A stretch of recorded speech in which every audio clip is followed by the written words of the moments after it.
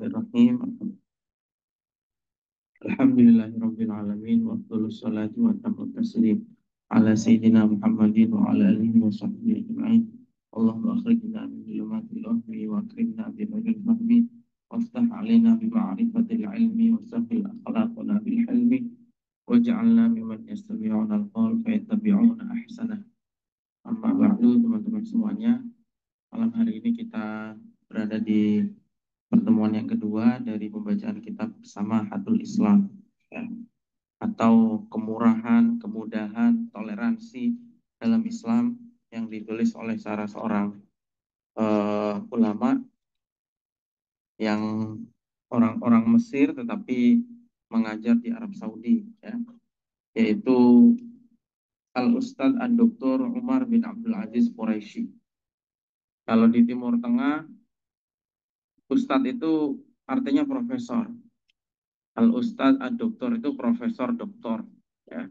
Nggak kayak di Indonesia, semua orang yang pakai peci dipanggil Ustadz, ya. Gampang. Kalau di Timur Tengah, Ustadz itu apa namanya? Itu gelar yang sulit dicapai sebetulnya sebagai gelar akademik, ya. Al-Ustadz Ad-Doktor karena profesor kan, profesor doktor Umar bin Abdul Aziz Quraisy, ya. Kita sudah membahas sudah membahas mukadimah dan apa namanya kata pengantarnya juga dari tokoh besar, yaitu penulis terkenal yang bernama Aid Al-Qarni, ya, penulis buku bestseller internasional La Tahzan, yang ya bisa kita bilang menjadi jaminan kredibilitas kitab ini, dan sudah membahas bagaimana Islam itu agama yang mudah dalam berbagai aspek, ya. Lalu kemudian eh,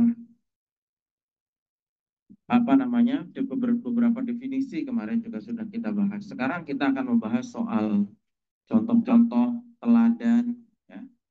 Eh, apa namanya, kalau kemarin kan sudah dikutip beberapa ayat yang berisi tentang kemudahan, tentang kemurahan, tentang apa namanya toleransi, prinsip toleran dalam Islam. Sekarang bagaimana toleran itu eh, apa namanya mengejawantah dalam diri seorang yang paling punya otoritas tentang Islam. Jadi sebetulnya kita ini kan ketika apa namanya melihat Islam, melihat perilaku umat Islam misalnya yang berbeda-beda, atau kita ingin mengetahui pengamalan Islam yang benar itu seperti apa, ya tinggal melihat contoh hidup dari Islam itu ya dari sosok Nabi, ya.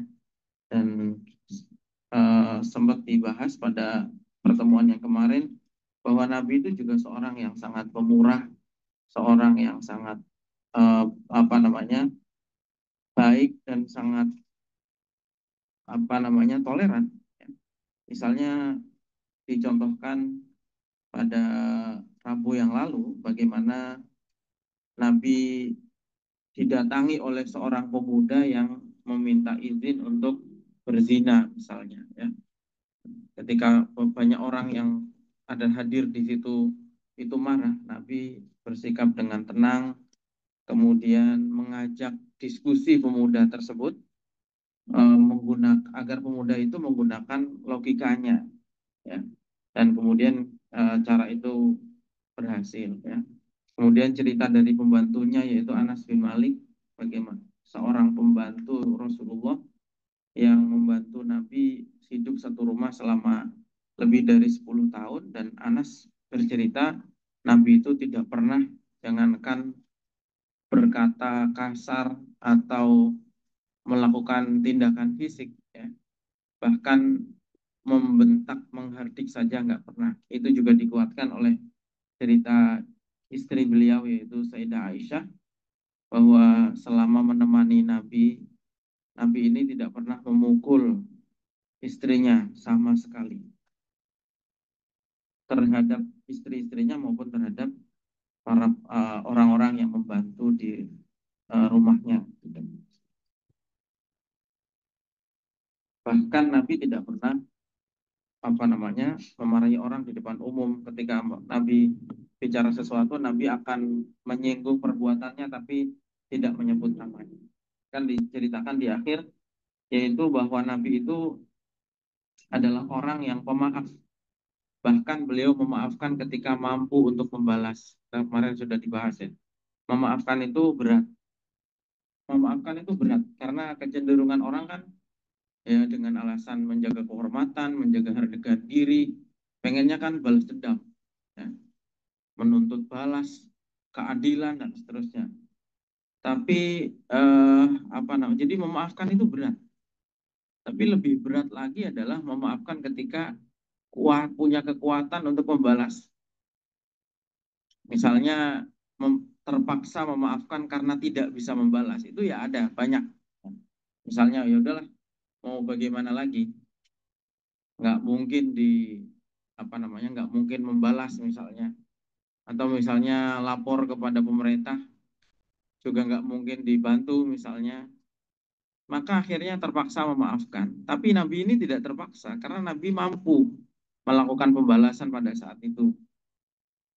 Eh, Nabi ini juga seorang yang tawadu. Tawadu ini nggak gampang, ya. Rendah diri, tawadu, ya, tidak meninggikan diri ini juga nggak mudah. Karena orang itu ya cenderung pengen dihormati, manusia itu cenderung pengen dianggap hebat, pengen dipuji dan seterusnya. Bahkan pada saat sesuatu itu sebetulnya tidak ada pada dirinya. Kamu pelit misalnya, ada orang yang muji, seneng nggak? Ya, mungkin seneng, padahal uh, kedermawanan tuh nggak ada. Kamu kok dermawan, padahal pelit. Tapi orang pelit pun dipuji dermawan senang gitu, padahal nggak ada. Nah, uh, lebih sulit lagi tawadhu itu pada saat sedang punya kekuasaan. Gitu. Tapi Nabi itu melakukan itu. Ya. Kemudian eh, berbuat baik kepada orang yang jahat. Dan itu semua dicontohkan oleh Nabi pada saat penaklukan kota Mekah. Sekarang cerita tentang sahabat. Sebetulnya masih banyak contoh-contoh teladan Nabi itu karena Nabi itu sebenarnya sejak lahir sampai wafat. Ini coba kalian ingat-ingat atau catat nama-namanya. Ini yang saya ingat ya. Nabi itu sebetulnya sejak lahir sampai wafat, Nabi ini punya orang-orang dekat non-Muslim. Gitu. Orang yang dekat loh ya, bukan hanya sekedar kenal lewat WA atau lewat Facebook atau apa namanya eh, kenal biasa, tapi betul-betul dekat. Hidup satu rumah, beberapa di antaranya hidup satu rumah, beberapa di antaranya punya peran yang sangat penting dalam kehidupan Nabi. Saya contohkan misalnya, yang pertama ketika Nabi atau seorang Muhammad itu mendapatkan wahyu pertama dalam keadaan sangat ketakutan, merinding. Ya, dalam cerita itu kan Nabi sampai deg-deg. Deg-deg itu apa? Bergetar ya. Deg-deg bahasa Indonesianya apa? Ya deg-deg ya. Gemetar, gemetar. Gemetaran. Nabi itu gemetaran pulang ke rumah istrinya dan kemudian ya masih dalam keadaan gemetaran melihat malaikat untuk pertama kalinya mendapatkan wahyu pada saat itu dan yang apa namanya sebentar itu yang kedua. Sebelum itu Nabi itu dulu pernah diajak pamannya dagang ke Syam, ya, dagang ke Syam, diajak oleh pamannya.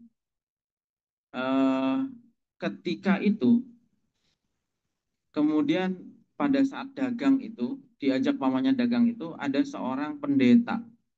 Ada orang yang melihat keanehan pada diri anak kecil yang bernama Muhammad itu. Ini kok dia di mana kemana dia berjalan, pasti ada awan yang memayungi. Ini pasti ada keistimewaan gitu. ditanyakan kepada pamannya, ini siapa? Kata pamannya, ini anak saya gitu. Hmm, ini saya nggak percaya, ini anak siapa gitu. Ini anak saya sampai 3 kali. Nggak mungkin ini anak saya. Andai kayak ini anak ini bapaknya pasti sudah meninggal. Gitu. Dan kemudian pamannya baru mengakui, ya ini keponakan saya. Gitu. Ya udah saya sudah tahu anak ini sudah tertulis dalam kitab suci saya, kata pendeta ini. Sekarang kamu pulang saja, bawa anak ini pulang karena apa namanya? Kalau ada orang-orang yang tahu dan tidak suka bahwa anak ini ke apa namanya nantinya itu akan jadi nabi, ini akan membahayakan keselamatannya gitu. Akhirnya dibawa pulang. Dan artinya siapa yang pertama kali apa namanya memberikan kewaspadaan atau memperingatkan tentang keselamatannya nabi itu ya waktu itu seorang pendeta. Lalu kemudian ketika nabi akhirnya dapat wahyu dalam keadaan ketakutan, gemetaran, yang menenangkan juga lagi-lagi adalah seorang pendeta yang itu semua ahlul kitab ya, orang yang dasarnya adalah Taurat dan Injil gitu. Orang itu bilang, udah Muhammad, sampaikan kepada Muhammad karena lewat Khadijah bahwa tenang saja, dia itu yang datang kepada dia adalah Namus, malaikat yang dulu pernah datang kepada Nabi Musa dan Nabi Isa. Ini yang menenangkan tuh seorang pendeta ya, yang bernama Warokoh bin Naufal ya, yang tidak lain adalah pamannya Khadijah. Gitu. Lalu kemudian ketika Nabi pertama kali menjalani karir kenabiannya dan diintimidasi luar biasa, didiskriminasi luar biasa oleh orang-orang Quraisy, yang melindungi Nabi siapa? Abu Talib. Yang Abu Talib itu dalam banyak riwayat sampai wafat nggak pernah beriman. Sampai wafat tidak pernah beriman. Lalu kemudian ketika sahabatnya didiskriminasi, tidak hanya Nabi, sahabatnya didiskriminasi, sahabatnya kemudian hijrah. Hijrahnya kemana? Hah? Hijrah pertama dalam Islam. Hmm? Ke Habasyah. Ke Habasyah. Hijrahnya ke Habasyah, rajanya Raja Najasyi. Agamanya apa? Nasrani, Kristen. Ya. Jadi yang melindungi umat Islam pertama itu juga adalah orang Kristen. Gitu. Lalu kemudian ketika akhirnya Nabi sendiri hijrah ke Madinah, karena Nabi ini sudah dikepung rumahnya waktu itu oleh orang-orang Quraisy, orang-orang kafir Quraisy kan, kamu ingat mungkin ceritanya ya. Orang-orang kafir Quraisy itu kan sudah mengepung rumahnya Nabi, udah niat mau membunuh Nabi, siapapun yang bisa membunuh Nabi. Waktu itu sampai disayembarakan, siapapun yang bisa membunuh Nabi akan dapat hadiah. Jadi, tapi dilalah orang-orang yang ngepung rumahnya Nabi ini tertidur, ya, tertidur dan kemudian Nabi berangkat hijrah bersama dengan Abu Bakar. Caranya bagaimana agar supaya Nabi ini bisa lolos dari kejaran orang-orang Quraisy? Ya, Nabi itu harus menempuh jalur yang tidak biasa, jalur yang zigzag itu.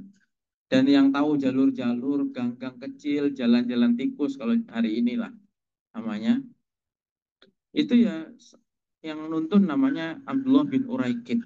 Eh, Itu juga orang non Muslim, orang orang Majusi kalau tidak salah, orang musyrik lah. Itu. Lalu kemudian ketika Nabi berada di Madinah, itu juga belum selesai karena di Madinah Nabi ini juga berinteraksi dengan banyak orang-orang non-Muslim.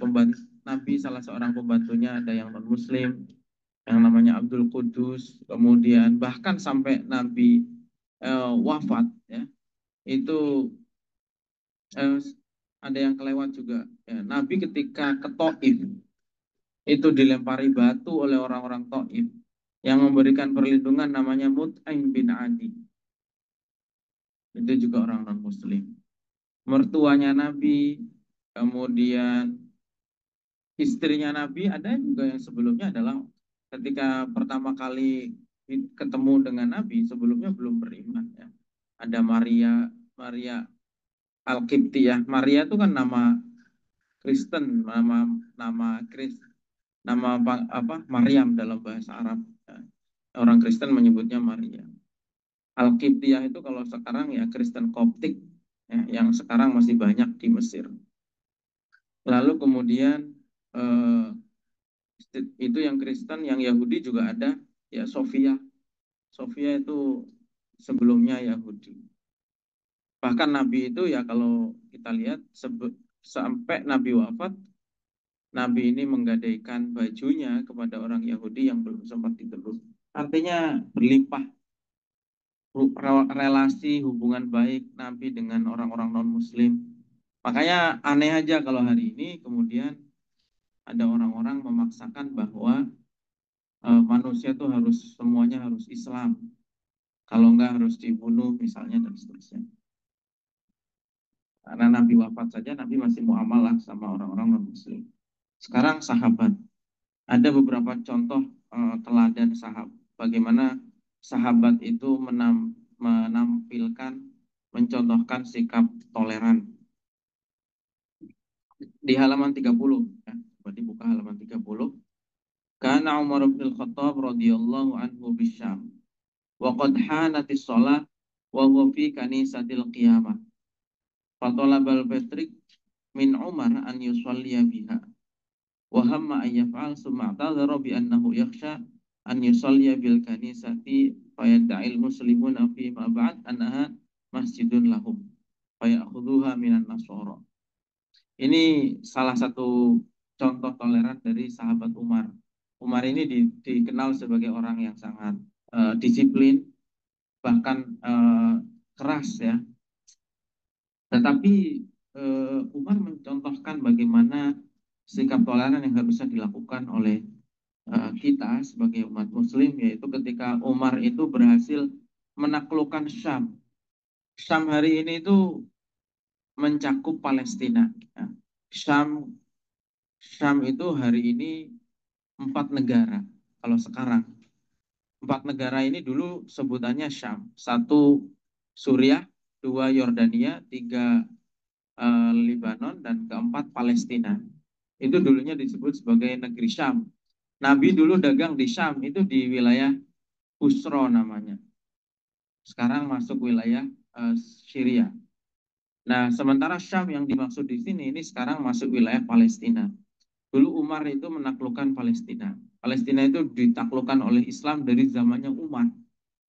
Jadi sudah ya 1400-an tahun yang lalu Palestina itu sudah ada di tangan umat Islam. Ya. Nah, kemudian pada saat menaklukkan Palestina ini masuk waktu sholat. Dan kemudian Umar itu datang ke Kanisatul Qiyamah. Gereja Kiamat kalau bahasa Arab. Bahasa Indonesianya itu Makam Kudus. Atau Makam Kudus ini oleh orang Kristen dipercaya sebagai tempat disalibnya Yesus. Nah, kita ini Muslim, tapi ya kalian tahu nggak kemarin adalah hari besarnya orang Kristen, Paskah, ya. Ya, Paskah itu ya Jumat, Sabtu, Minggu, karena orang Kristen meyakini Yesus itu mati hari Jumat, kemudian hari Sabtu itu disalib, hari Minggunya diangkat ke langit dalam kepercayaan orang Kristen. Nah, orang Kristen tuh meyakini penyalibannya Yesus dulu itu di Kanisatul Qiyamah ini, gereja kudus, gereja makam kudus orang Kristen nyebutnya. Ini ada di Palestina. Nah, dulu Umar ketika menaklukkan Palestina, Umar juga berkunjung ke gereja ini. Ini gereja sudah sangat tua sekali. Kemudian pendetanya pada saat itu menawari Umar untuk sholat di gereja. Umar itu sudah hampir mau sholat di gereja, sudah masuk ke gereja, mau sholat di situ. Tapi kemudian Umar mengurungkan niatnya. Saya jangan sholat di sini. Bukan karena Umar nggak mau sholat di gereja, tapi Umar khawatir ketika dia sholat di situ, orang Islam setelahnya kemudian akan menganggap bahwa ini adalah gereja tempat sholatnya Umar. Ini harus dijadikan masjid. Umar tuh takut bahwa orang Islam berikutnya akan seperti itu. Jadi pikirannya Umar itu sudah sampai seperti itu. Ini bukan hanya sekedar toleransi biasa, tapi punya pikiran yang sangat visioner bahwa untuk menghindari hal-hal yang tidak baik di masa yang akan datang, Umar nggak mau sholat di gereja. Ya, gereja biarkan jadi gereja, itu dibiarkan aja. Sampai sekarang, yang namanya gereja di Bethlehem, dari mulai zamannya Umar sampai sekarang, itu kuncinya dipegang oleh orang Islam. Itu kalian harus tahu. Jadi Palestina ini, Al-Quds ini, itu menjadi kota suci bagi tiga agama. Orang Yahudi meyakini di situ ada kuil Nabi Sulaiman, ada tembok ratapan. Orang Kristen meyakini di situ ada tempat disalibnya Yesus, tempat lahirnya Yesus. Orang Islam di situ ada Masjid Al-Aqsa. Jadi tempat suci tiga agama. Nah, dari zamannya Umar sampai sekarang, karena orang Kristen ini alirannya banyak. Orang Kristen kan alirannya banyak. Sangat banyak. Jauh lebih banyak daripada Islam sebenarnya. Karena masing-masing gereja itu punya apa namanya sinode sendiri-sendiri. Jadi karena itu di Palestina itu kunci gereja itu dipegang oleh orang Islam supaya nggak berebut. Kunci itu dipegang oleh orang Islam dari zamannya Umar sampai sekarang. Ya, gitu. Nah dulu Umar melakukan itu. Ya. Dulu nggak ada masalah. Gereja ini dipakai oleh orang Kristen bahkan dilestarikan di masanya Umar. Sekarang di bawah negara teroris Israel ya, yang terutama di bawah orang Yahudi yang nggak setuju juga banyak. Ya. Nah, tiap Sabtu Minggu itu di rumahnya Netanyahu itu Perdana Menterinya Israel itu demo sangat besar, demo besar-besaran terus terjadi. Orang Yahudi nggak setuju pemerintah Israel juga banyak. Jadi memang Netanyahu ini apa namanya pikirannya nggak beda dengan ISIS sebetulnya. Dia pikirannya hanya bunuh orang, bantai orang, dan itu bukan hanya Muslim korbannya. Orang Kristen pun sampai sekarang dibatasi kalau tidak salah hanya bisa berkunjung hari Sabtu. Itu. Padahal gereja ini dulu zaman dikuasai oleh umat Islam, orang Yahudi, orang Kristen justru bisa berkunjung dengan bebas. Ya. Justru sekarang di bawah kekuasaan Israel, orang Kristen itu lewat aja kalau pakai baju Kristen yang ada salibnya, sama orang-orang Zionis ini diludahin. Ya. Jadi apa namanya parah, parah sekali. Ya. Nah ini contoh bagaimana toleransi itu digambarkan oleh Umar. Ya. Lalu kemudian Umar juga pernah ya pada suatu penaklukan itu kemudian di apa namanya orang-orang Nasrani di Syam itu ketika menyambut tokoh besar itu menggunakan dia parade mempertontonkan alat-alat senjata gitu. Kalau zaman sekarang parade militer atau kalian tahu nggak pestanya orang-orang Badui yang mengacungkan pedang gini. Dulu Umar itu mengatakan ya nggak perlulah saya nggak perlu dibegitukan. Maksudnya saya biasa aja nggak perlu dihormati berlebihan apalagi dengan cara seperti itu. Tapi kemudian kata Abu Ubaidah mengatakan ini tradisinya mereka. Nanti kalau dilarang malah akan menyinggung. Akhirnya Umar, oh ya udah, kalau memang begitu selanjutkan aja. Ini bagaimana Umar itu apa namanya menghormati tradisi. Ya. Ya anehnya sekarang orang-orang Salafi ini kalau tradisi, kalau berbau tradisi pasti langsung anti ya. Nggak tahu dia mereka ini nyontoh siapa. Lalu kemudian pernah ada seorang Umar itu pernah melihat seorang pengemis meminta-minta di rumah, ngetok-ngetok pintu rumah, pengemis. Kemudian Umar akhirnya tanya, kamu ini siapa? Saya orang ahlul kitab. Orang ahlul kitab apa? Orang peminta-minta itu bilang saya ini orang Yahudi. Kenapa kamu minta-minta? Ya saya udah tua, gitu. Udah nggak bisa kerja lagi, udah tua, kebutuhannya banyak. Kemudian akhirnya Umar menuntun orang Yahudi tua tersebut, dibawa ke rumahnya, diberikan apa yang ada di rumahnya, dia kasihkan, kemudian bilang kepada Baitul Mal. Kalau sekarang mungkin Menteri Keuangan lah. Kalau sekarang Menteri Keuangan atau Dirjen Pajak, Umar bilang kepada itu orang orang keuangannya itu, kalau dulu Baitul Mal, ma'an sofna in akalna syabi batahu summa nakhluluhu indal harami. Nggak baik, nggak baik ini kalau kita sudah mengambil pajak dari mereka ketika mereka muda. Jadi kalau dulu kan non Muslim pajak, orang Islam apa zakat, sama saja sebetulnya.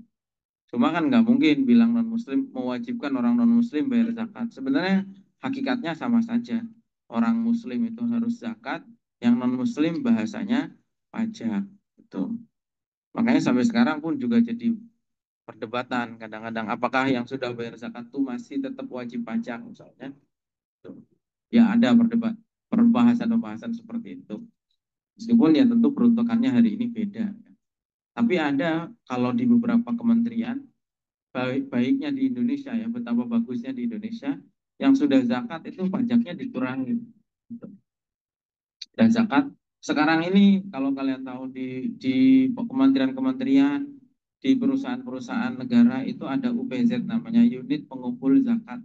Itu di bawahnya Basnas, Badan Amil Zakat Nasional. Nah, kalau ASN sudah bayar zakat itu pajaknya dikurangi. Oh, ya, betapa perhatiannya negara ini kepada kehidupan umat Muslim sampai seperti itu pun diurus. Ya. Nah, Umar dulu ketika melihat orang Yahudi tua minta-minta, kemudian Umar, kita nggak adil kalau kita dulu ketika dia muda kita tarik pajaknya, ketika dia tua dia nggak terurus. Jadi akhirnya apa kata Umar? Ya udah nggak usah apa namanya disuruh apa namanya diambilkan dari pajaknya itu. Itu. Jadi mudanya sudah bayar pajak, tuanya yang waktu itu dibantu oleh Umar. Umar juga pernah pesan kepada anaknya Abdullah bin Umar. Qala kuntu 'inda Abdullah bin Umar wa ghulamun lahu yasluqu syatan. Abdullah bin Umar, anaknya Umar bin Khattab, itu pernah suatu kali menyembelih apa namanya kambing ya. Kemudian pesan kepada pembantunya, ya gulam idza salahta fabda bijarinal yahudi. Wahai pembantu, wahai anak muda, kalau bahasa sekarang apa? Manggil anak kecil itu.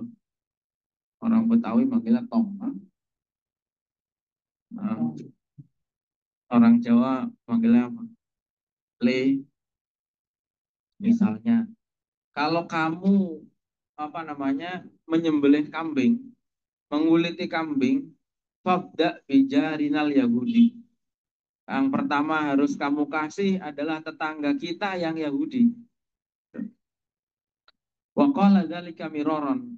Abdullah bin Umar tuh sampai mengulang-ulang ucapannya itu, sampai akhirnya pembantunya bilang, kok apa namanya bawel banget kalau bahasa sekarang ngomong diulang-ulang. Terus akhirnya Abdullah bin Umar bilang, Inna Rasulullah Shallallahu Alaihi Wasallam lam yazal yusina bil jar hatta khoshina annahu sayurisuhu. Nabi ini dulu Nabi tidak berhenti apa namanya memberi wasiat kepada kami agar baik kepada tetangga. Ya. Sampai seakan-akan Nabi itu bakal menjadi pewarisnya, bakal menjadi ahli waris tetangga itu. Jadi baik kepada tetangga itu termasuk tetangga yang non Muslim. Gitu. Abdullah bin Umar ini seorang sahabat yang alim, bukan hanya anaknya Umar, tapi memang sahabat yang alim. Riwayat hadisnya juga sangat banyak. Gitu. Dan ini hadis bukan hadis yang sembarangan. Ini hadis ada di dalam apa namanya diriwayatkan oleh Imam Bukhari. Ya. babul wuswati bil jar. Lalu kemudian eh, jadi sampai wasiatnya itu, sampai pesannya Abdullah bin Umar ini, yang pertama kali dikasih adalah tetangganya yang Yahudi dulu, karena haknya tetangga. Lalu kemudian wakana Utsman bin Affan, tidak hanya Umar dan Abdullah bin Umar, tapi contoh lain adalah Utsman bin Affan. Utsman bin Affan itu sebagai khalifah yang menggantikan Umar, ya'tifu ala syairin nasrani. Apa namanya, Utsman bin Affan ini punya apa namanya, atau bersikap sangat baik kepada seorang penyair yang agamanya Nasrani. Wa kana Utsman bin Affan radhiyallahu anhu yudnihi wa yaqribu ala dzalik. Bahkan Utsman itu menjadikan si penyair Nasrani ini menjadi orang yang dekat kepada beliau sebagai penguasa. Ya, tapi sekarang ada yang penyair ini kan orang-orang yang main musik. Ya, tapi sekarang ada yang mengharamkan musik. Padahal dulu Utsman itu salah satu yang dijadikan orang dekat adalah seorang penyair yang Nasrani. Ini semua ada referensinya ya. Baca kalian di footnote-nya. Ya, ini kisah-kisah sejarah yang otoritatif, yang bisa dipertanggungjawabkan sumber-sumbernya. Ya, lalu kemudian suarul minat tasamuh al-islami.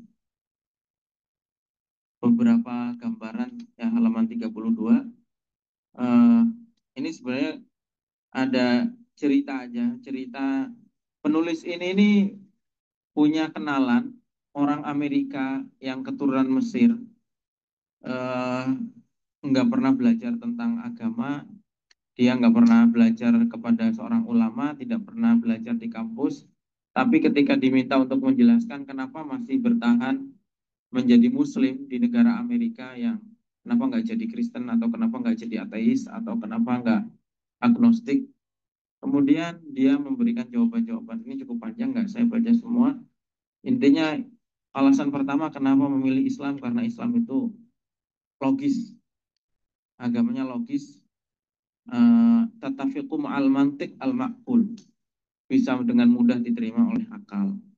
Lalu kemudian Islam itu memberikan kebebasan kepada manusia untuk memilih mau jadi orang baik, mau jadi orang yang jahat. Islam memberikan pilihan, kebebasan. Artinya kebebasan di dunia ya. Itu di akhirat ya semua masing-masing mempertanggungjawabkan pilihannya. Tapi di dunia semua memilih. Kamu misalnya dibangunkan menjelang subuh, kemudian kamu yang memilih menentukan apakah mau bangun, ambil wudhu, kemudian pergi ke masjid, atau melanjutkan tidur. Itu kita yang memilih, menentukan. Ada apa namanya, istilahnya kasab, ya, pilihan pilihan menentukan. Meskipun akhir kalau yang berkuasa menggerakkan kaki kita, tangan kita tuh ya Allah, tapi kita diberikan pilihan mau menggunakan kekuatan tubuh kita ini untuk ibadah atau untuk yang lain. Kemudian Islam ini menyempurnakan agama-agama sebelumnya. Islam ini menjadi agama yang universal. Islam ini punya keluasan dan fleksibilitas ya, sesuai dengan kemaslahatan. Islam itu menghargai ilmu pengetahuan, dan banyaklah. Islam itu agama yang aplikatif, bukan agama yang mengawang-awang di langit, tapi memang betul-betul bisa diaplikasikan secara nyata dalam kehidupan sehari-hari.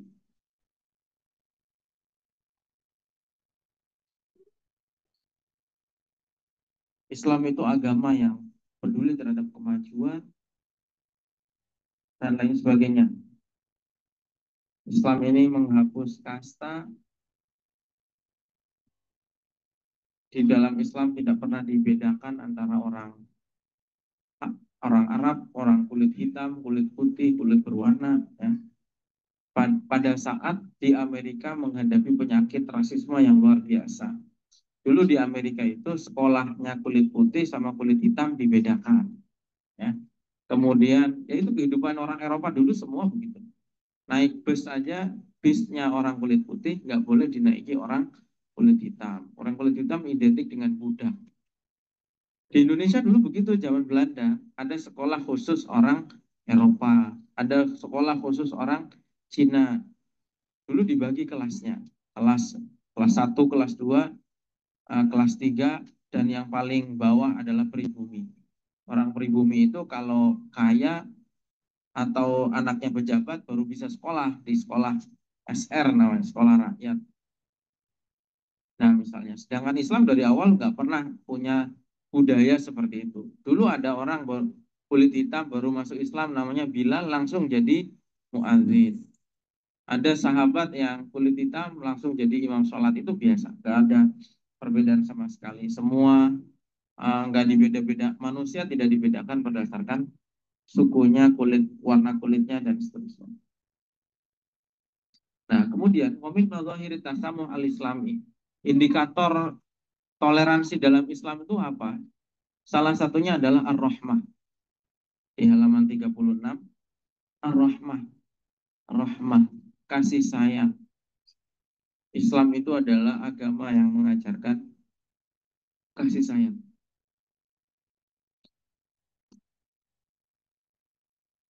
Seorang muslim adalah orang yang punya hati yang lembut, mengasihi orang yang lemah, empati terhadap orang yang susah, membantu orang-orang miskin maupun orang-orang yang membutuhkan.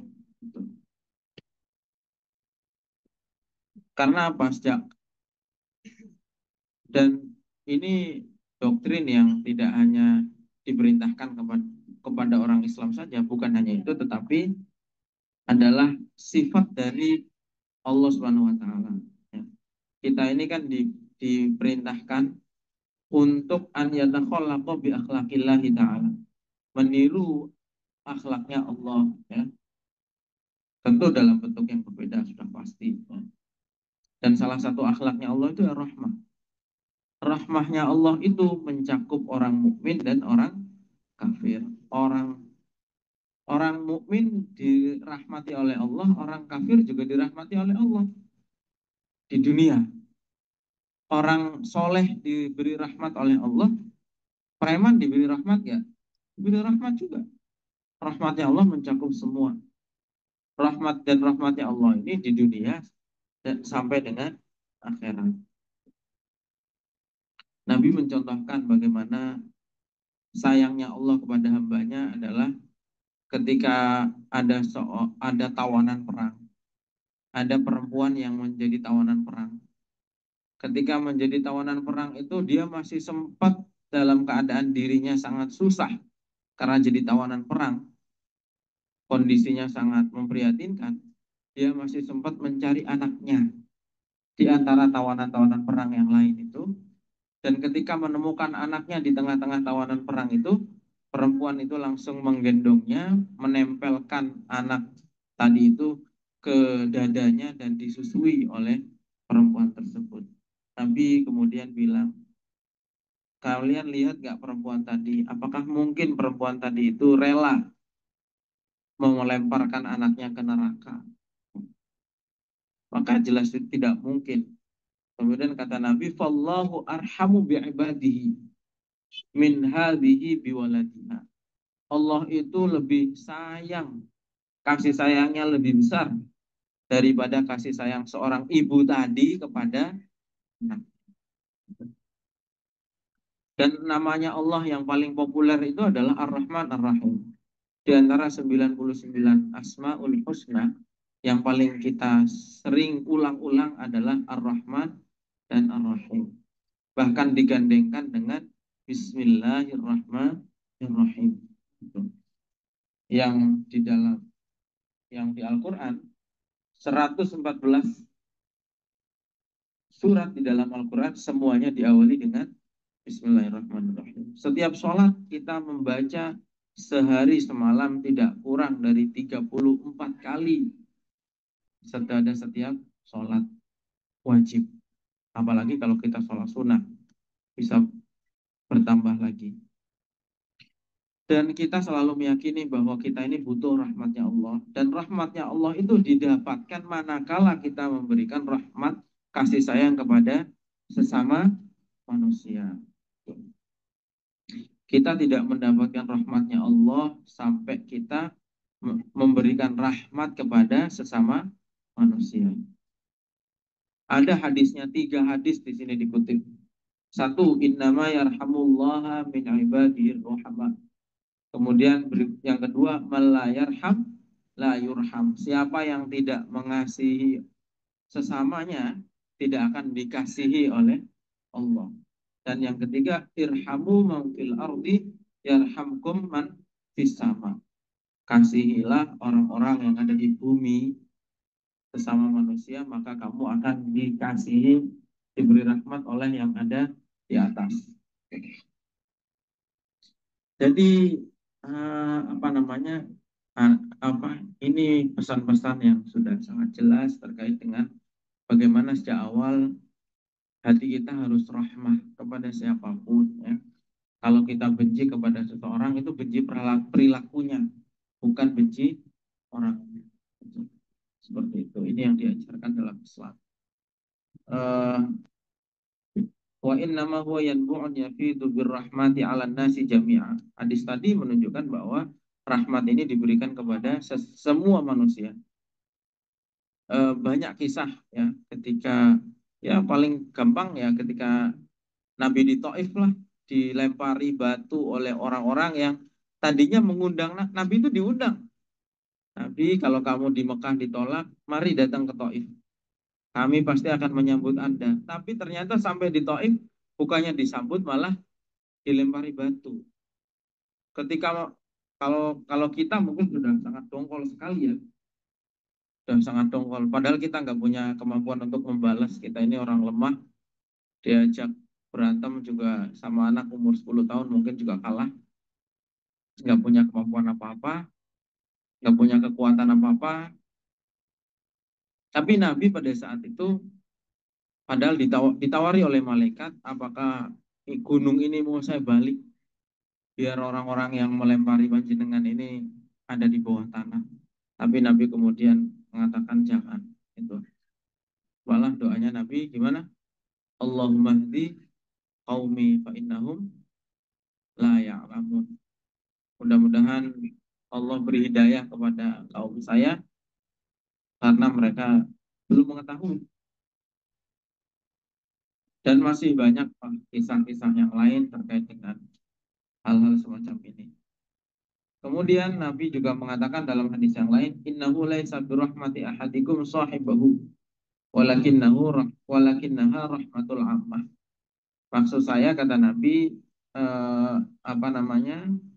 Bukan kalian mengasihi saudaranya saja, tapi semuanya. Banyak kisahnya para ulama juga. Saya punya kisah guru dulu, berkunjung ke, kalau tidak salah dulu ke Dubai. Dubai, kalian pernah tahu lah, mungkin Dubai pernah dengar ya, bagaimana bebasnya kota itu.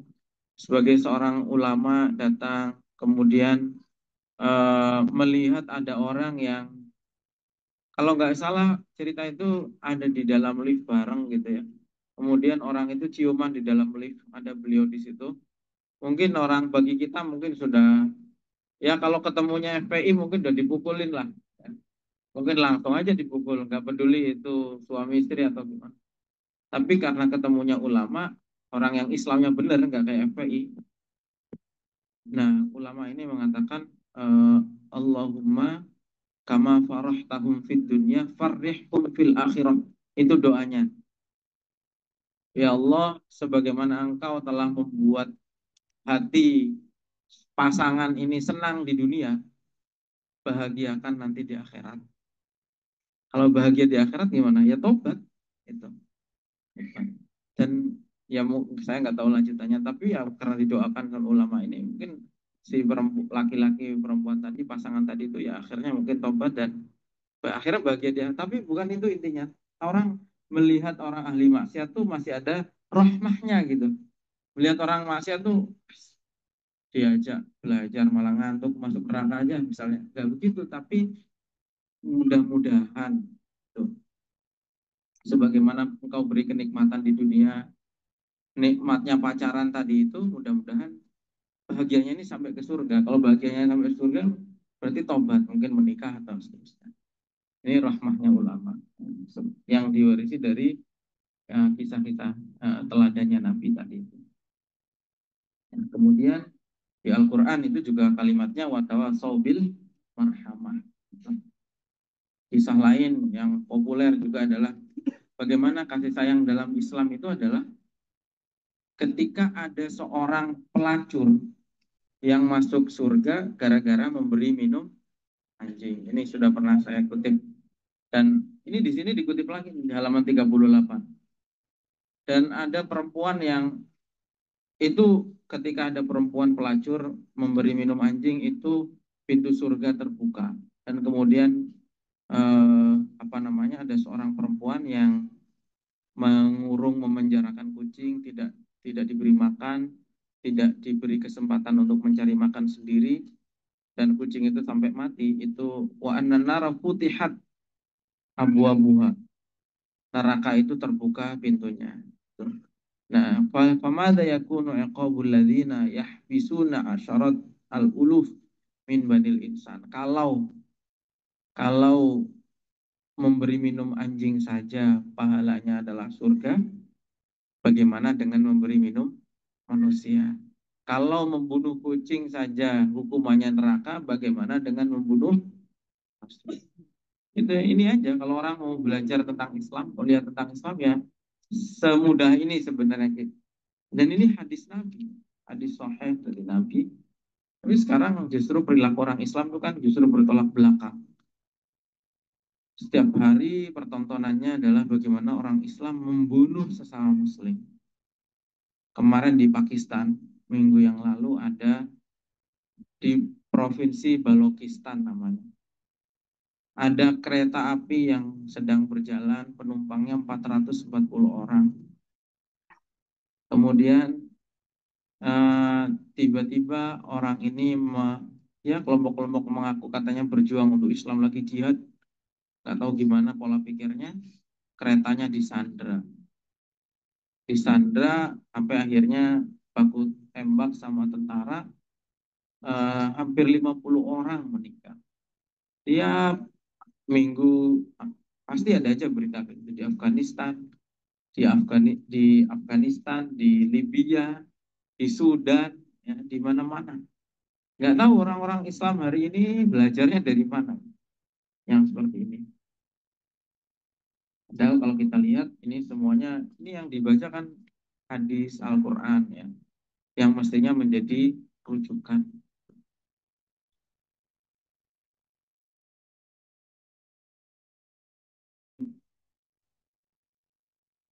Rasulullah, Umar, eh,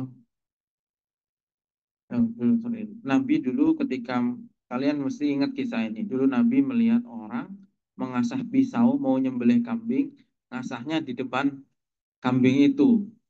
Jadi dia injak kambingnya di apa namanya ditahan pakai kaki sambil dia ngasah pisau. Kemudian Nabi menegur dan Nabi mengatakan innallaha qad katabal ihsana fi kulli syai' fa idza qataltum fa ahsinul qitlata. Allah itu sudah memberikan atau menitipkan, menanamkan kebaikan dimanapun, apapun di dunia ini sudah ada kebaikan yang ditanam oleh Allah. Karena itu bahkan ketika kamu mau membunuh atau menyembelih hewan, ahsinul kitlah, sembelihlah dengan cara yang baik. Bahkan menyembelih hewan itu tidak di depan hewan yang lain. Gitu. Umar juga pernah menegur orang di sini diceritakan, wailak qaddaha ilal mauti dan jamila. Kalau kamu mau menyembelih hewannya, sembelih dengan cara yang baik. Bahkan pada saat perang dengan musuh yang sedang berperang, itu masih sempat-sempatnya Nabi itu dulu pernah di sini ceritakan. Wa wadahat asara fi sulugim hatta ma'al a'da al-muharibin. Bersama musuh yang sedang berperang. Fanajidu Rasulul Islam ya ghadabu. Jadi Nabi itu pernah marah. Hina marra fi ihda ghazawati wa wajada imra'atan maqtulatan. Jadi suatu saat tuh pernah perang. Kemudian selesai perang itu Nabi melihat ada perempuan yang terbunuh. Faqala makanat hadhihi apa namanya? Lituqatil. Makanat hadhihi lituqatal. Jadi kata Nabi ini tidak seharusnya perempuan ini terbunuh. Nabi wayanha an qatlin nisa. Nabi itu ketika perang pun Nabi melarang membunuh perempuan, wasyuyuh orang tua, wasibyan anak-anak, waman la musyarakata lahum fil qital. Yang tidak terlibat dalam perang tidak boleh diserang, dibunuh, nggak boleh. Ya. Nah, sekarang ada orang yang lagi tenang-tenang, hidup damai seperti ini, bahkan ada yang lagi ngaji di masjid dibom. Aneh-aneh aja. Padahal dulu Nabi melarang membunuh perempuan, anak kecil, orang tua, orang yang tidak terlibat perang, orang sipil. Kalau sekarang-sekarang orang sipil nggak boleh dibunuh dalam perang. Itu. Dan sebenarnya aturan perang dalam Islam inilah yang akhirnya diadopsi dalam konvensi perang internasional. Nggak boleh membunuh warga sipil. Kemudian eh, dan itu juga diteruskan oleh para sahabat. Abu Bakar ketika menjadi khalifah eh, tidak lama setelah Nabi wafat itu pesannya juga begitu. Bahkan Abu Bakar menambahkan tidak boleh apa namanya memotong kurma dan tidak boleh memotong apa namanya pohon yang berbuah yang masih berbuah dan puasa tajiduna rijalan faraghu anfusahum fis dan kalian nanti mungkin di negara-negara lain ketika perang akan melihat laki-laki yang hidupnya hanya di gereja atau di kuil fada'uhum wa ma afraghu anfusahum lahu. Kalau yang seperti itu udah tinggal aja. Pemuka-pemuka agama itu nggak boleh diganggu. Kalau ada yang di kuil, di gereja, pemuka-pemuka agama nggak terlibat dalam perang, ya udah jangan diganggu. Ya, makanya ya tadi beda lagi sama cerita orang yang ngaku Islam hari ini, kemudian ngebumi tempat ibadah orang lain. Ya. Bahkan masjid tempat ibadahnya orang Islam sendiri. Wa yuhmalu ila Abi Bakrin radhiyallahu anhu ra'sa maktulin. Abu Bakar tuh dulu pernah disodori kepalanya orang yang dibunuh. Ini tradisi zaman dulu. Orang dulu itu kan nggak usah di sana, di Jawa, di Indonesia pun dulu kalau habis bunuh orang tuh ya kepalanya distorkan, bawa pulang. Itu. Dulu karena budaya lama, Abu Bakar salah seorang itu dulu membawa kepala orang yang sudah dia bunuh, dihaturkan kepada Abu Bakar. Kemudian Abu Bakar marah besar dan apa namanya Abu Bakar bilang jangan ada lagi yang melakukan hal seperti ini. Ini ini perilaku yang sangat terjelas. Lah orang itu menjawab, innahum yaf'aluna bina dzalik. Lah mereka itu para musuh itu kalau orang Islam ada yang terbunuh mereka juga melakukan seperti ini. Kepalanya orang Islamnya dibawa pulang. Itu. Kemudian kata Abu Bakar, faqala ay iqtidaan bi farisin warum pasut.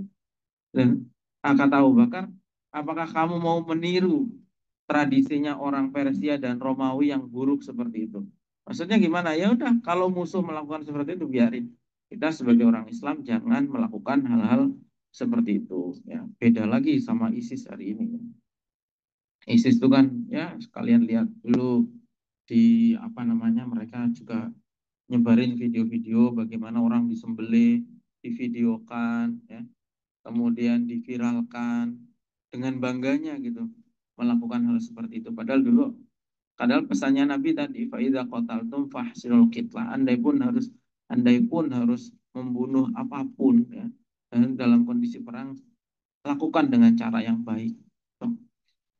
Nah, makanya orang membawa kepala ini seperti tradisi-tradisi itu dilarang oleh Abu Bakar. Innama ya, jadi nggak usah ikut-ikutan tradisinya orang lain, orang Persia, orang Romawi. Itu nggak usah diikuti. Innama yakfil kitab wal khobar. Cukup pedomannya adalah Al-Quran dan hadis. Ada nggak di Al-Quran? yang memerintahkan hal seperti itu. Justru kan tadi hadis-hadis ini berpesan supaya kita berlaku baik. Dan itu orang sudah dibunuh kok masih dilecehkan misalnya jasadnya. Dan sikap yang apa namanya, sikap yang sopan, sikap yang baik ini dicatat bahkan ditulis oleh banyak tokoh di Barat, ya. Ini ada yang dikutip di sini, seorang orientalis namanya Gustav Lubun. Gustav Lubun itu bilang ma'arafat tarikh fatihan a'dala wala arhama minal arab. Tidak pernah ada dalam sejarah penaklukan atau peperang, penakluk atau pemenang perang yang lebih adil dan lebih punya rahmah, punya kasih sayang dibandingkan orang Arab. Maksudnya di sini orang Arab itu apa? Orang Islam. Orang Islam. Orang Arab yang sudah dipengaruhi tradisi Islam. Kalau orang Arab yang aslinya ya kayak tadi, kejam juga. Orang Arab itu dulu punya anak perempuan dikubur hidup-hidup, ya, misalnya. Ya bukan karena Arabnya, tapi karena Islam. Kita di Indonesia juga dulu punya tradisi berubah karena Islam. Nah, kemudian yang berikutnya, salah satu indikator toleran dalam Islam itu adalah assalam. Assalam itu artinya kedamaian, keamanan, keselamatan. Islam itu adalah agama yang menjunjung tinggi pentingnya perdamaian, keamanan, keselamatan. Keselamatan jiwa, keselamatan harta, keselamatan apa namanya, harga diri. Karena itu mengganggu keselamatan jiwa orang dilarang, mengganggu harta orang juga dilarang, merendahkan kehormatan orang juga dilarang. Makanya salam itu tiap kita bertemu disunahkan salam.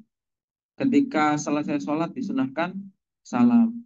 Ketika mengawali pembicaraan, mengawali kedatangan, pergi, itu kita mau pamit sama orang, itu juga disunahkan salam. Ketika kita di pertemuan-pertemuan, di masjid, di forum-forum, disunahkan mengawalinya dengan salam.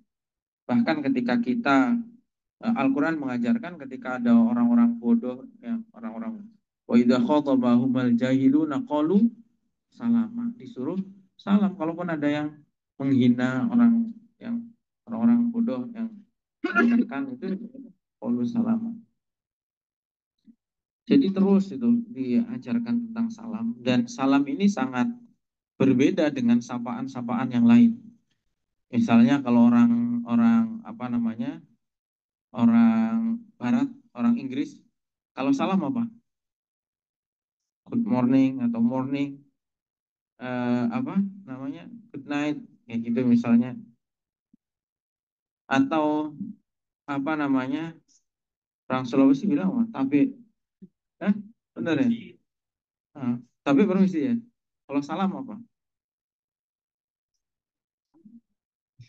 Kalau orang Sunda sampurasun.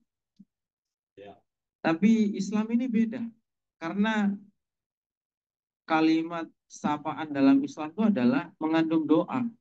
Assalamualaikum warahmatullahi wabarakatuh. Mudah-mudahan keselamatan. Jadi ada doanya. Kalau nyapa dong pagi, ya udah tahu ini udah pagi gitu. Ya, siang ini ya udah tahu ini udah siang.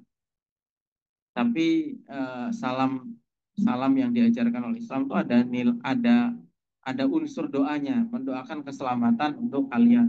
Itu.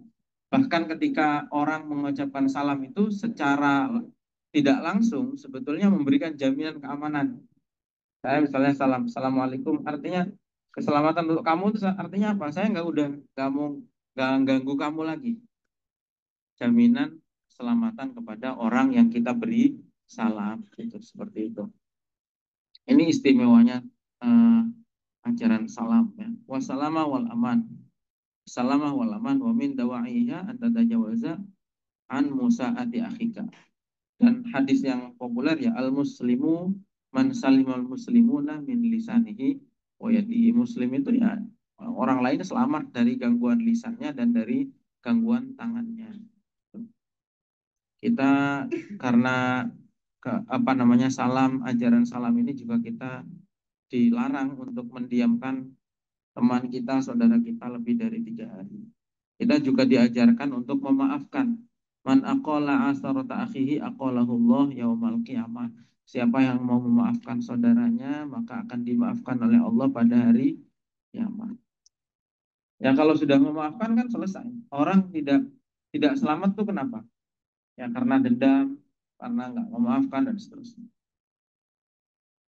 Kita ini bisa hidup rukun, tidak konflik itu karena memaafkan. Kalau soal nggak cocok sudah pasti. Dua orang mesti nggak cocok. Ya, mesti ada nggak cocoknya. Mesti ada cocoknya. Masing-masing orang nggak ada rasa tidak cocok. Ada sisi yang mesti nggak cocok. Kita ketemu orang mesti ada hal yang membuat tidak nyaman. Kalau nggak mau memaafkan, tidak mau menahan diri, ya udah pasti musuhan jadinya. Itu. Kita bisa hidup bareng ini kan karena kita saling memaklumi, saling memaafkan. Nah, ini apa namanya suka kentut misalnya. Ya kalau nggak memaafkan nggak pernah bisa ketemu. Ya wis dimaklumi aja lah. Misalnya. La yadkhulul jannah qatat. Karena itu juga Islam mengancam orang yang tukang adu domba. Nggak akan masuk surga orang yang mengadu domba. Karena orang adu domba itu akan memantik konflik. Itu. Orang bisa jadi bertengkar karena ini kamu tuh karena si A, kata si A kamu tuh ini misalnya gitu. Nggak pernah mandi misalnya. Soalnya itu kan eh, apa namanya adu domba namanya. Nah, dan karena pentingnya perdamaian ini juga Allah itu atau Islam ini menekankan pentingnya tabayun, ya, tasabut. Ya ayyuhalladzina amanu in ja'akum fasiqun binaba'in fatabayyanu. Karena kalau nggak tabayun, ya gampang konflik juga. Kemudian dalam Al-Quran wa in janahu lisalmi fajnah laha wa tawakkal 'ala Allah. Kalau orang lain musuh ini cenderung pada perdamaian, ya udah damai aja. Nah, lalu kemudian nah karena kesantunan, karena keluhuran Islam inilah Islam itu sebetulnya di sini ditulis tidak ada agama di muka bumi ini yang perkembangannya sepesat Islam. Itu memang betul dan itu ditulis oleh banyak tokoh ya. Eh, Sekarang ini jumlah umat Islam itu sebetulnya Islam ini menjadi agama dengan pemeluk terbanyak di dunia hari ini. Kalau Katolik dan Protestan dipisah, ya. Kalau Katolik dan Protestan dipisah itu juga hanya tinggal beberapa tahun lagi. Karena orang Islam tuh hari ini sudah apa namanya sudah 2 miliar lebih jumlahnya. Itu orang Kristen Katolik terus menurun tiap tiap tahun itu jumlahnya terus menurun. Banyak gereja yang dijual orang sudah nggak mau beragama lagi di Eropa di banyak negara. Dan itu dari dulu sebetulnya. Kalau kalian baca bukunya salah seorang orientalis yang bernama Karen Armstrong.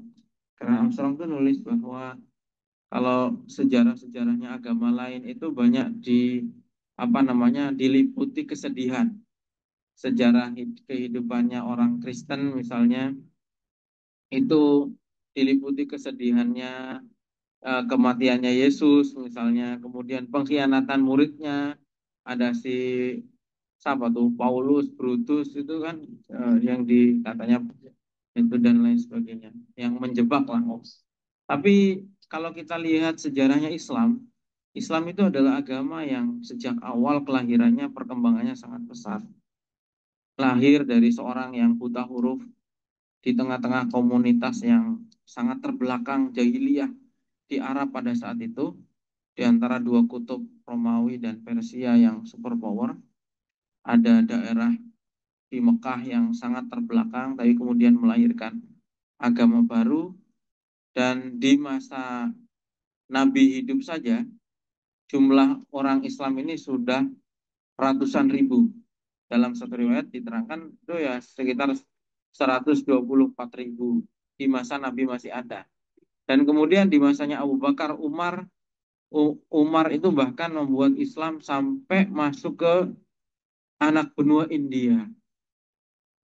Dan penaklukan itu terus menerus terjadi. Wilayah Islam itu sangat luas sekali, bahkan sampai ke Eropa, ya.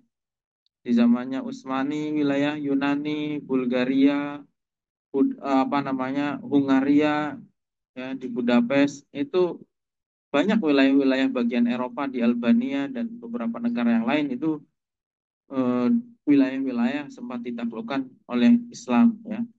Spanyol udah jelas, ya, dan beberapa negara yang lain. Artinya sejarahnya Islam itu sebetulnya kilang gemilang, gitu.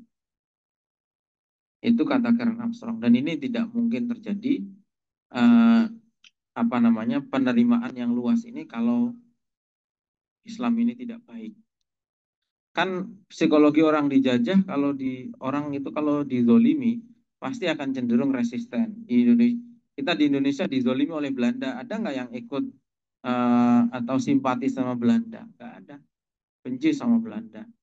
Tapi setiap kali penaklukan Islam dulu, masyarakat setempat cenderung akan masuk Islam. Itu menunjukkan bahwa waktu itu memang penakluk-penakluknya ini sikapnya santun, baik, dan seterusnya. Sehingga apa namanya, menimbulkan simpati dari masyarakat yang ditaklukkan. Seperti itu. Walidha aujaballahu 'alal mu'minina musalamatan nasi jami'an. Ya. Karena itu Allah mewajibkan, mengharuskan semua orang mukmin itu agar supaya uh, menjamin adanya perdamaian untuk semua manusia. Dalam ayat ya ayyuhalladzina amanu dkhulu fis-silmi kafah. Ini ayat yang mengajak pada perdamaian tapi sering banget disalahpahami. Katanya NKRI ini harus dibubarkan karena harus Islam kafah, kata orang HTI. Orang-orang nggak pernah ngaji. Orang-orang ini memang orang-orang awam, nggak pernah ngaji, hanya baca terjemah. Padahal kalau mau, mereka mau baca kitab tafsir, coba baca kitab tafsirnya Imam apa Fakhrul Razi. Di tafsir Fakhrul Razi dikatakan bahwa fisil kafah ini tidak dimaknai Islam yang kafah. Kalau misalnya artinya Islam yang kafah itu berarti selera bahasa Al-Quran itu rendah karena redundant, mengulang. Coba baca ayatnya. Ya ayyuhalladzin, ya ayyuhan nas, atau ya ayyuhalladzina amanu. Ya ayyuhalladzina amanu. Yang disapa itu orang kafir, orang manusia umum, apa orang beriman? Orang sudah beriman. Dan iman itu lebih luas daripada Islam. Orang bisa Islam tanpa iman, itu ada. Orang-orang munafik itu Islam. Lahirnya dia sholat, zakat, dan seterusnya. Tapi nggak iman. Tapi sebaliknya, orang iman itu sudah pasti Islam. Jadi ngapain orang sudah beriman kok disuruh masuk Islam? Ini kan aneh. Itu. Ya, selain bahwa istilah Islam kafah ini yang digaungkan oleh orang-orang HTI dan orang-orang yang suka melakukan teror, itu sebetulnya Islam kafah ini enggak, istilah yang enggak ada itu dalam Al-Quran maupun hadis. Kayak fisilmi kafah ini juga maksudnya bukan Islam kafah, bukan itu. Ya. Dan secara gramatikal Arab, coba kalian ke Arab, bilang Islam kafah, orang sana juga nggak akan ngerti Islam kafah itu maksudnya apa. Dan secara aturan nahwu sorof, gramatikal Arab ini keliru karena kafah itu kafah itu artinya apa? Keseluruhan, total. Kalau keseluruhan itu berarti satu apa lebih dari satu? Lebih dari satu, pasti lebih dari satu. Sedangkan Islam itu ada berapa? Hanya satu. Islam itu cuma satu, mufrad. Kata-kata mufrad apa jamak Islam ini? Mufrad. Jadi keliru kalau memasangkan kata-kata mufrad dengan jamak. Tuh, nggak matching. Tuh. Nah, gitu. Lalu kemudian wa tumassilu dzalika salam fi usulil Islam. Dan itu tergambar dalam pokok ajaran Islam, yaitu la ikraha fiddin. Nggak ada yang lebih absolut kebenarannya, tidak ada yang lebih valid kebenarannya dibanding kebenaran Islam. Tapi meskipun begitu kita dilarang untuk memaksa orang lain untuk Islam. Apalagi hal-hal yang belum tentu benar. Maksudnya gini, memaksa orang untuk berislam saja itu nggak mungkin dilakukan. Tidak bisa dilakukan. Tidak boleh dilakukan.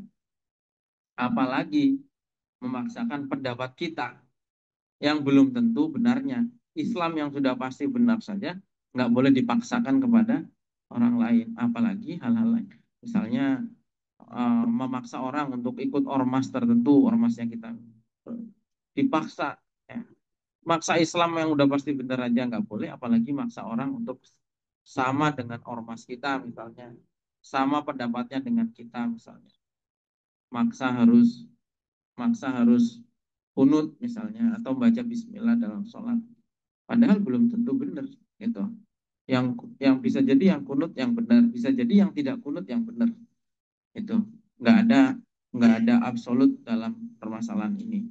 Yang jelas absolut benernya agama Islam sudah mesti benar aja, nggak boleh dipaksakan, apalagi yang lainnya. Itu ini makna la ikraha fiddin. Dan memang nggak mungkin keyakinan itu dipaksakan. Maksimal orang bisa maksa untuk sholat mungkin bisa. Kamu berdiri, paksa berdiri. Ruku, sujud, sujud itu mungkin bisa dilakukan. Nggak mau ya dipaksa, didorong misalnya gitu. Tapi maksa hati orang itu nggak mungkin bisa. Jadi maksa beragama, memaksakan keyakinan itu tidak mungkin. Bukan hanya tidak boleh, tapi tidak mungkin dilakukan. Wa kadzalika salam fil muamalat tijariyah wa fil anfus wal a'rad. Begitu juga perdamaian, perdamaian, keamanan, keselamatan dalam transaksi perdagangan, menyangkut jiwa, menyangkut harga diri dan lain sebagainya. Ofil jiwar, hubungan, ofil kodok dan lain sebagainya. Jadi ini ya teman-teman, eh, apa namanya, beberapa teladan tentang sikap baik, akhlak yang luhur yang dicontohkan oleh Nabi, dicontohkan oleh para sahabat, kemudian juga eh, apa namanya, unsur-unsur indikator toleran dalam Islam itu apa? Tadi ada rahmah. Islam itu mengajarkan kita untuk mengasihi semua karena Islam itu adalah agama yang rahmatan lil alamin. Semuanya harus dikasihi. Bahkan orang yang ahli maksiat itu pun kita harus apa namanya, memandang mereka dengan pandangan kasih sayang gitu. Lalu kemudian juga adalah apa namanya, assalam, perdamaian. Nanti kita akan lanjut lagi pada adab yang akan datang, insya Allah. Mudah-mudahan bermanfaat. Ada yang mau disampaikan? Tanggapan atau pertanyaan? Kalau ada, silahkan. Yang di sini maupun yang di online, kalau ada. Ya, ya.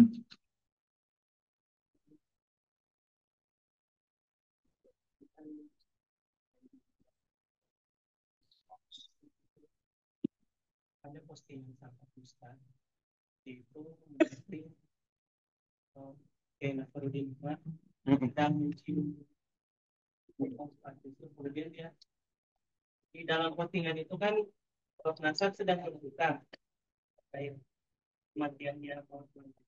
Terus di captionnya dia menulis orang Islam itu tidak boleh mendoakan orang non Muslim. Itu bagaimana terkait postingan itu? Ya.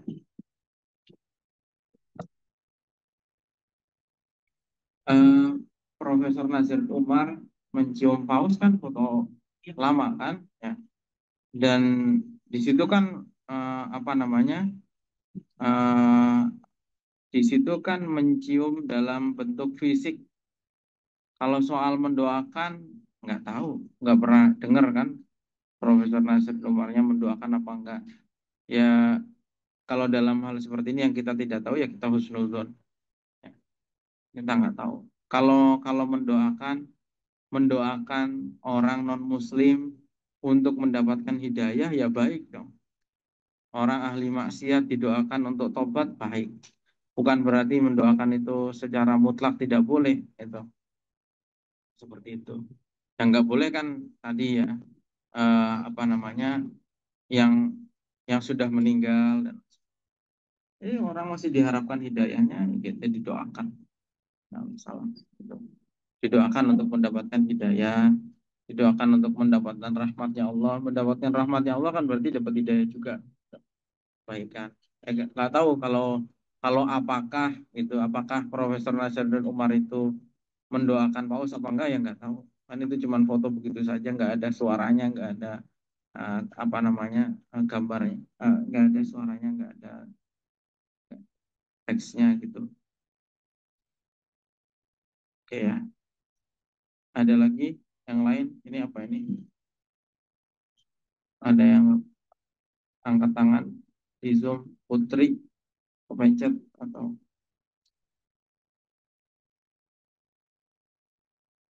oke, kalau nggak ada lagi nah, kita cukupkan. Eh, Kalau soal menyampaikan duka cita saja dalam konteks muamalah ya nggak masalah. Kan semua semua juga menyampaikan duka cita. Dulu, Nabi juga dulu ketika ada apa namanya pamannya yang meninggal, Abu Thalib itu disebut sebagai apa? Amul Huzn, tahun duka cita. Ya sedih, sedih. Lalu kemudian ketika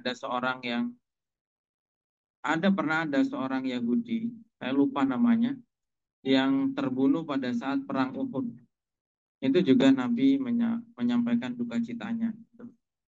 Orang Yahudi yang kata Nabi, orang Yahudi yang eh, mencintai kita dan berjuang, dan orang Yahudi itu mati pada saat perang.